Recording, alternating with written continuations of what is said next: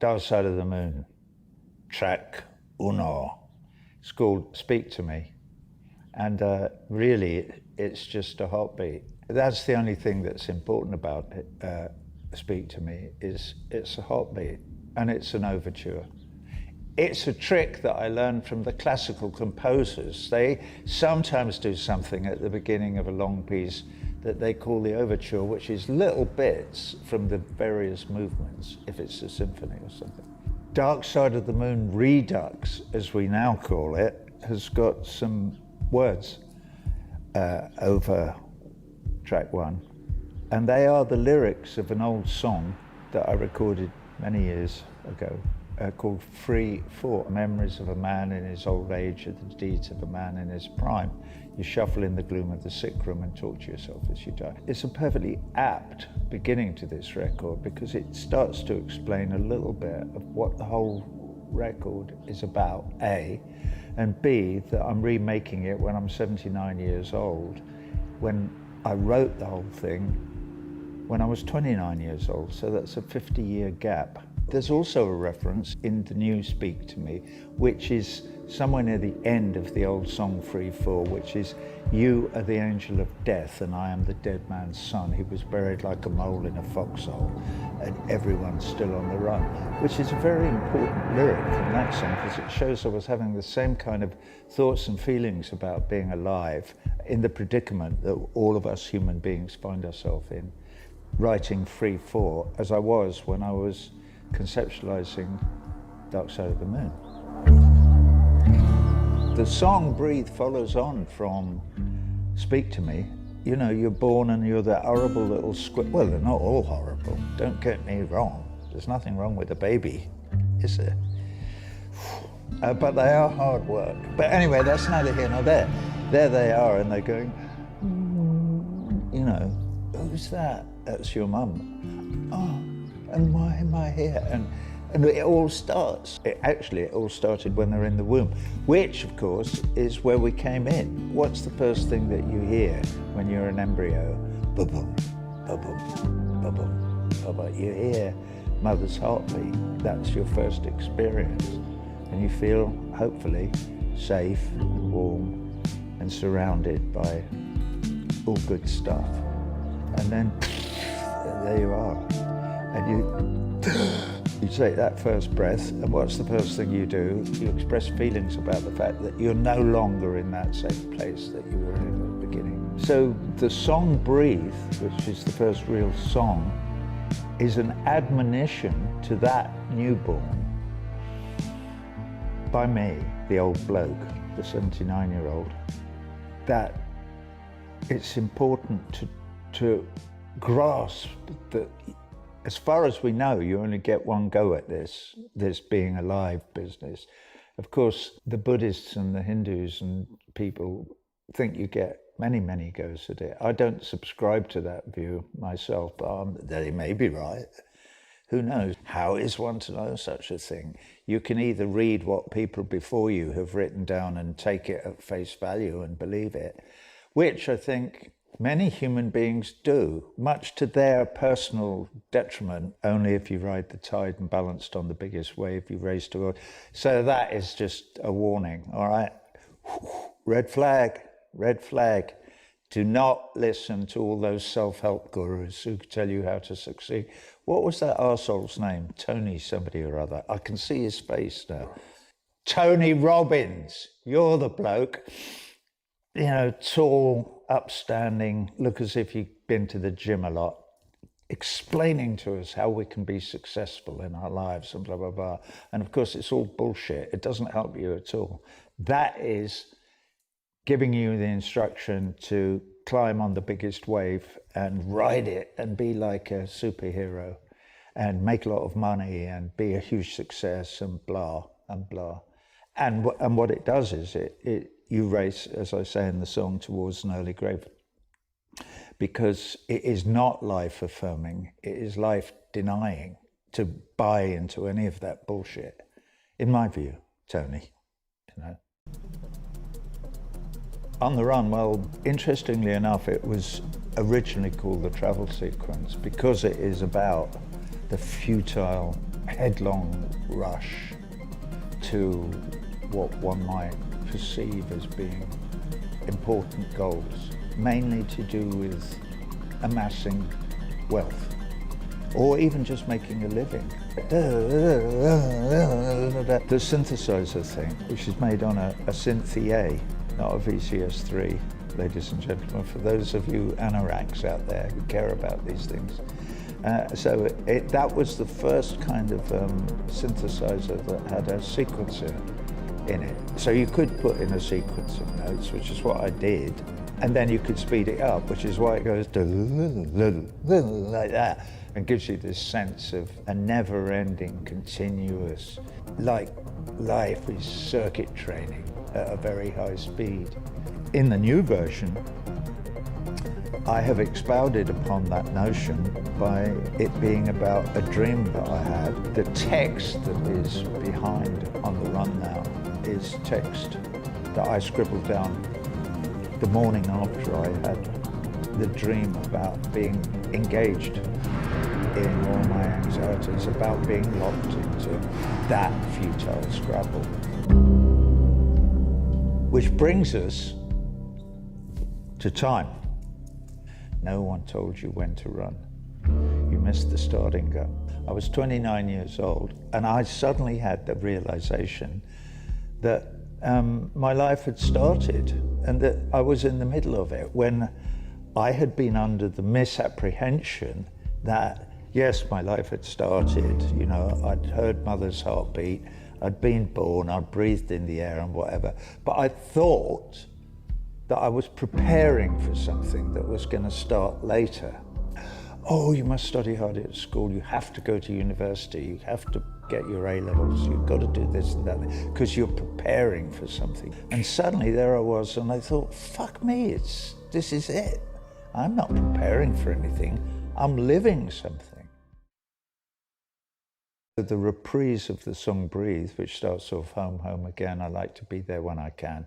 And when I come home cold and tired, I like to warm my bones beside the fire. And far away across the fields, the tolling of the iron bell calls the faithful to their knees to hear the softly spoken magic spells. Those couplets are a cynical reading of all organized religions' dogmas, which all promise us something in the afterlife.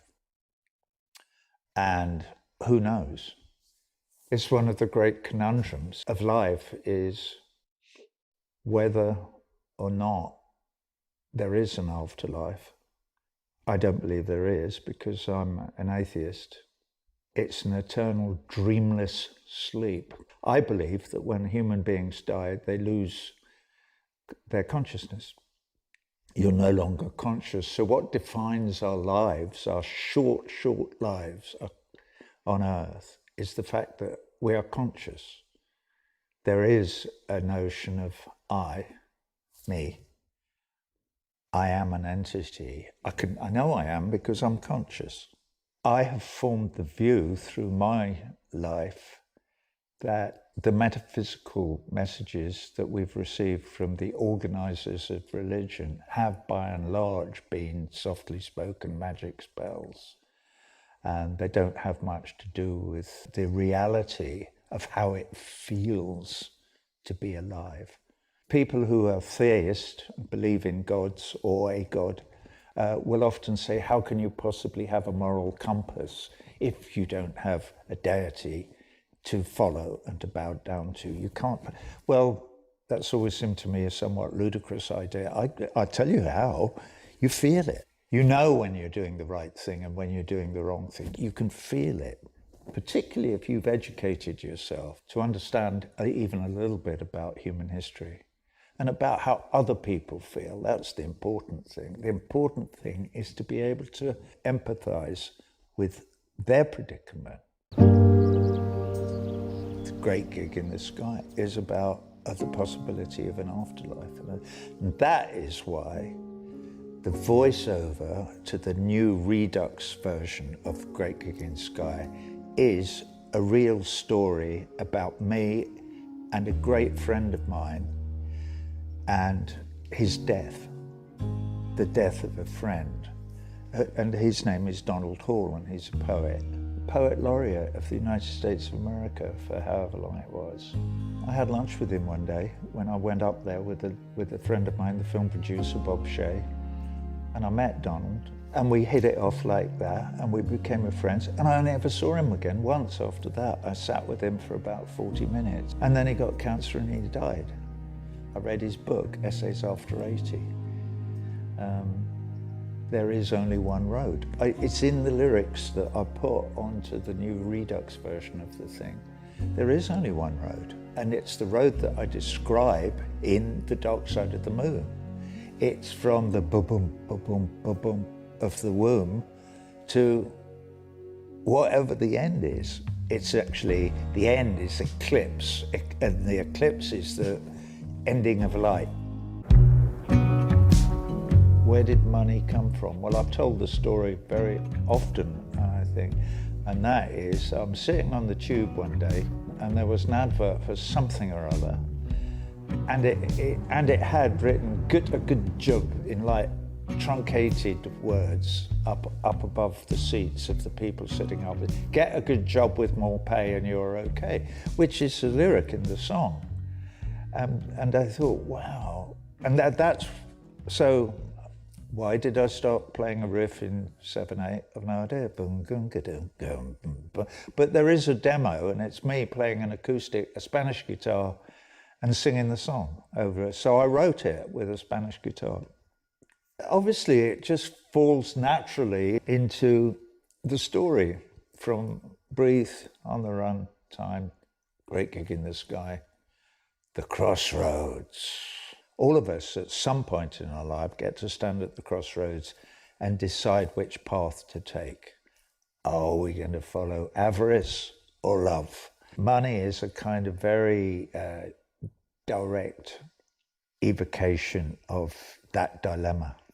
And then there's a poem over whether, I think it's where both the saxophone solo and the guitar solos were. I think it goes over most of that bit. And it's a poem, and it's called The Heavyweight. I mean, I wrote it umpteen years ago, like at least 10 years ago, probably longer than that. And so some of you will know who I'm talking about. Anyway, less said about that, the better. Money, it is what it is. I still like the song. The riot scene from Zabriskie Point, which was a soundtrack that we made for Michelangelo Antonioni in 1970 in Cinecittà in Rome. Rick came up with a piano piece 2 or 3 years later when we were making Dark Side of the Moon. I remembered that piece, so I went over to Rick one day and went, "Oi, wake up!" And he went, "What?" And I went, "That piece of music you wrote called The Riot Scene, right, piano piece, what about it?" I said, "I'm going to write a song called Us and Them for Dark Side of the Moon. Can I use your chords?" "All right." So I did. So that's a joint composition with me and Rick, and I'm so glad he did, because they're great chords, and it turned into a really wonderful song about the central idea on this record, really, which is the requirement that we empathize with all our brothers and sisters all over the world, irrespective of their ethnicity or religion or nationality, because therein lies the possible hope of salvation for the whole human race. So thank you, Rick. I'm so glad we managed that one great collaboration. After all, we're only ordinary men, me and you. It's not what we would choose to do. Yeah, so yeah, forward he cried from the rear and the front rank died. It says it's all, and it talks about war in the third verse as well, when it says with, without, and who'll deny it's what the fighting's all about. So all of these wars that we've lived through, certainly since the Second World War, are about the futile scrabble for power and wealth and hubris and hegemony. And they're all about empire, and They're all about getting more of the cake. Let us not share the cake, the bounty of this planet Earth that is home to all of us. And that's what Us and Them is about. Down and out. It can't be helped, but there's a lot of it about. It can be helped. It could be helped. It's really easy to help it. All you need is a welfare state. All you need is to stop spending all the money that you spend on killing brown people in foreign lands and spend it on looking after people in your own country or other countries who need your help. Any colour you like. The phrase of the title is the saying of a roadie, and the saying would be, any colour you like, they're all blue. It ticked off in my brain when we were making this Redux thing, the whole thing about a flag and the colour of flags, blue and yellow, obviously a reference to Ukraine, or red, could be Russia, might be, or black, who knows, pirates, I've no idea. Rainbow. Obviously, it's in people's minds now because it's quite close to the front of all our experience of life now that we're beginning to think about sexuality in healthier ways than we were in the dark ages. Some of us still are, you know, in dark societies. And there are some societies which are darker than others where we make judgments about people based upon how they feel about their own sexuality. And we shouldn't. We should accept that we should live under a rainbow flag. I'm very against country's flag. Nationality is a malign influence on most of our lives. Which brings us to Brain Damage, which was one of the probably the first song that I wrote for Dark Side of the Moon was probably Brain Damage. It contains the title of the record. The end of it is, if the band you're in starts playing different tunes, I'll see you on the dark side of the moon. And The Lunatic is on the Grass. It's all about Sid, really, Brain Damage. For anybody who's interested, the piece of grass to which I refer, The Lunatic is on the Grass, is very, very specific. It's a quadrangle of mown lawn between King's College Chapel and the River Cam in Cambridge where I grew up. So it's absolutely about that particular piece of grass that probably had "Please keep off the grass" written on it. Eclipse arrived in the middle of a tour of England in 1972. I remember arriving at the gig, having driven down from London. We weren't all travelling together in a bus or anything. We would just turn up at the gig. Pete Watts would be there with the gear and it would be set up. And we turned up at the thing and I walked in and I went, "But I've written the ending." "Oh yeah?" "Yeah, it goes like this, all that you touch and all that you see and blah, blah, blah." Played it on a guitar. And I think we did it that night. It comes after Brain Damage. Oh, all right. And that was the end of it. This is it. You make what you can of it. You need to make the most of it, because all that you do is all your life will be, this is it. It's happening, you're living it. Get used to the idea and enjoy it and make the most of it. And if you're a warmonger, stop being a fucking warmonger. Stop killing people. There's nothing to be gained from it, except a bigger slice of the cake. So you'll get fat and die, you know.